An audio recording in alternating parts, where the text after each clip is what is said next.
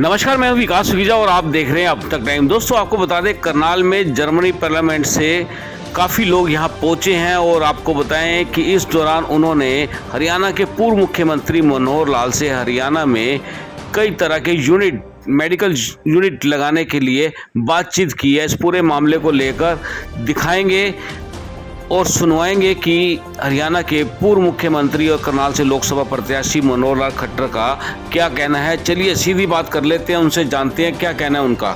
देखिए मित्रों, राहुल कम्बोज हमारे बहुत पुराने मित्र हैं और जर्मनी में मेंबर पार्लियामेंट हैं। इनकी ओर से मुझे पहले भी आश्वस्त किया गया था कि करनाल में जब चुनाव होंगे तो उस समय ये आएंगे। इन्वेस्टर्स को भी ये साथ लाए हैं, उनसे तो इन्वेस्टमेंट की बात जैसा नॉर्मली उनकी ओर से विषय आते हैं उन्होंने रखे हैं। हमने उनको कहा कि अभी आचार संहिता समाप्त होने के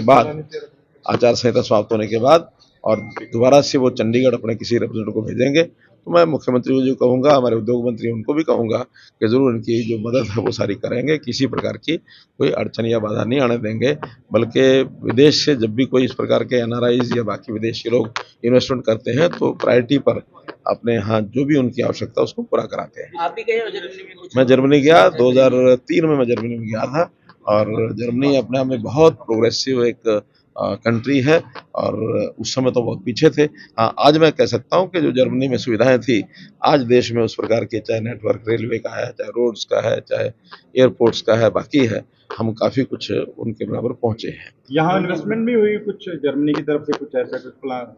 ये पहले से चली हुई है, पहले इन्वेस्टमेंट है सब यहाँ, लेकिन नई इन्वेस्टमेंट की इनकी ऑफर है तो इसमें आज हम कुछ नहीं कह सकते इनको, क्योंकि आचार संहिता है। इसलिए अभी तो इनकी ओर से कोई भी रिप्रेजेंटेटिव 5 जून के बाद जब आचार संहिता समाप्त होगी उस समय भेजेंगे तो उस समय जो सारे विषय इनसे और खोल करके करेंगे।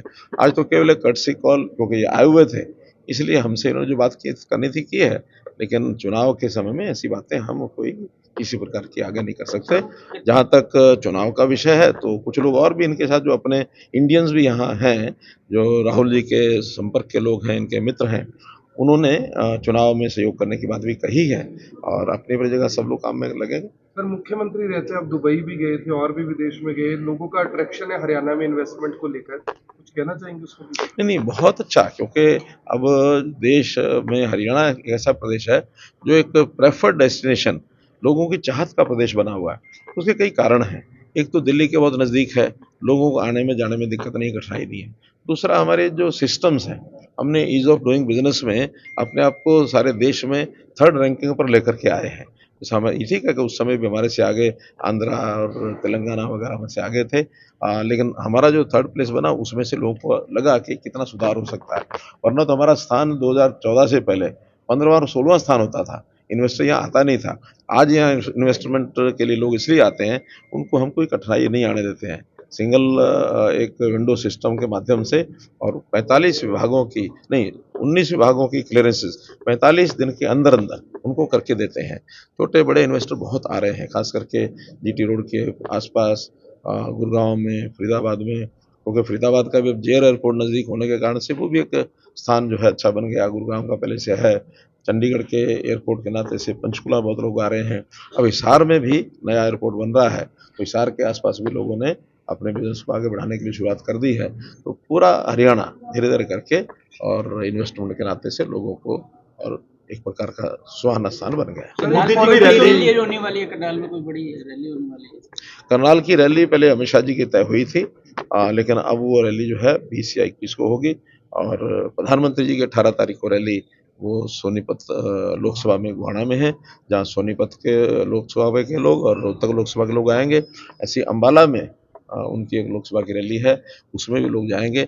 हमारे यहाँ भी अमित शाह जी की रैली तुरंत जो होगी तो उस समय यहाँ पर रैली। कुमारी शैलजा ने कल एक ट्वीट भी किया, पोस्ट भी आई उनकी तरफ से कि आपके भतीजों ने सिरसा में कांग्रेस ज्वाइन की, इसके ऊपर क्या स्पष्टीकरण है? क्योंकि आपने पोस्ट के माध्यम से मना किया। हाँ, पहली बात तो मेरा कोई भतीजा सिरसा में नहीं है।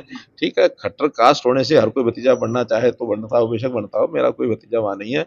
एक परिवार ऐसा जरूर है जो 2014 में मुख्यमंत्री बनते ही और उन्होंने आके मुझे बताया कि हम भी खट्टर हैं, हम भी ये हैं, हम भी वो हैं, लेकिन उस परिवार की भी कोई अच्छी वहाँ साख नहीं है। वो एक हर तरफ सत्ता के तरफ दौड़ने वाले वो लोग हैं और एक दो लोग हैं, उनका कभी एक दो बल्कि केस भी बने थे। मैंने जो केस आपका बना तो केस तो जैसे जो गलती की है उसको आपको भुगतना पड़ेगा। उसमें से बाद में नाराजगी हुई, तो हमारा कहना कि इस मतलब का कोई अर्थ नहीं है। यानी कोई गलत काम करेगा और वो आके आड़ लेगा कि मैं खट्टर जाति से हूँ और मेरा गोत्र खट्टर है, तो इससे बहुत लोग मिलेंगे।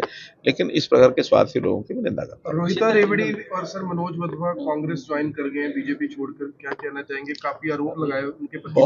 बहुत से ऐसे लोग होते हैं, जब कभी कोई स्वार्थ किसी का पूरा नहीं होता, उस समय ये सामान्य बात है आरोप लगाने की। आखिर इतने सालों से साथ रहे तब उनको ध्यान नहीं आता, लेकिन जब छोड़ना होता है और जो उनकी जो इच्छाएं पूरी नहीं होती हैं, उस समय आरोप सामने आ जाते हैं। अगर किसी प्रकार की कोई बात की सच्चाई होगी तो हम उसको जरूर ध्यान करेंगे, विचार भी करेंगे। बीजेपी के लोग कह रहे हैं सर कि मनोज वधवा ने काफी बेनिफिट लिया सरकार से, कुछ ऐसा भी है? नहीं, देखिए, जब हम अपने कार्यकर्ताओं की सहायता करते हैं, जब किसी को कठिनाई आती है, एक सीमाओं के अंदर सहायता करना तो हमारा काम है। अब उनके बैंक के डिफाल्टर हैं, कहीं माइनिंग में गड़बड़ है, कहीं और है। अब हम एक सीमा से आगे तो किसी का करते नहीं है। सीमा के अंदर सहयोग करना हमारा काम होता है, और हमारा कार्यकर्ता नहीं होता तो सीमा के अंदर तो संकट में कोई आता है, नॉर्म्स के हिसाब से मदद करने का काम मेरा हमेशा रहा, हमेशा लोकसभा करता क्षेत्र के कार्य काफी एरिया हो चुके हैं, काफी हुए हैं अब, लेकिन अभी तक मेरा पूरा जो यानी अलग अलग विधानसभाओं में जाने का जो कार्यक्रम बना हुआ था, कल वो कंप्लीट हुआ। 90 के 90 विधानसभा ये कंप्लीट हो गई हैं। अब हम मुख्यमंत्री और मैं दोनों ही अपने अपने क्षेत्र में काम करेंगे। कॉन्स्टिट्यूशन को खत्म करने का चुनाव किस तरह, मतलब इस चीज को देखिए, आरोप कोई न मिले तो मन गढ़ंत बातें, अफवाहें फैलाने का काम वो लोग करते हैं। अब इस बात का क्या जवाब है? वो कहते हैं भी सरकार तो 272 में बन जाएगी, आप 400 क्यों मांग रहे हैं? अब इसका कोई जवाब थोड़ा ही है। आखिर देश की में एक मजबूत सरकार बने, दुनिया में उसका स्थान बने, क्योंकि जितनी मजबूत सरकार होगी हमारे देश की से उतनी ज़्यादा बढ़ेगी। और अगर हमको देश की समस्याओं को हल करना है तो मजबूत सरकार होना आवश्यक है।